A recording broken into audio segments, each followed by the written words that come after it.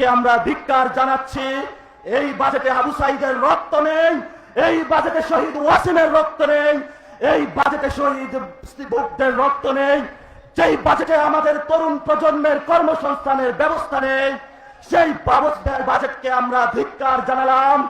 সাথে সাথে বাংলাদেশের জনগণকে কর্মসংস্থান বুঝিয়ে দেওয়ার জন্য, ভারতীয় সেবাদেশ থেকে মুক্তি পাওয়ার জন্য, হাওয়া ভবন থেকে বেরিয়ে আসার জন্য, চাঁদাবাজ সন্ত্রাস দুর্নীতি রুখার জন্য একটি সাম্য স্বাধীন সার্বভৌম বাংলাদেশ গঠনের জন্য আমাদের এই যে নির্বাচনী জোট, সেটা থেকে আমরা ঐক্যবদ্ধভাবে হয়েছি।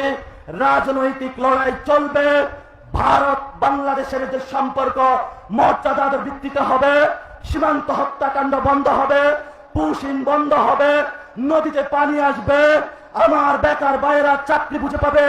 যদি এই ব্যবস্থা বাংলাদেশে না হয়, এই যে চট্টগ্রামে রিভল্ট ঘোষণা হয়েছিল, এই চট্টগ্রাম থেকে আমরা আজকে আবার রিভল্ট ঘোষণা করলাম। আপনারা সবাই ঐক্যবদ্ধ থাকবেন ইনশাআল্লাহ। চট্টগ্রাম যেদিকে যাবে, বাংলাদেশ সেদিকে যাবে।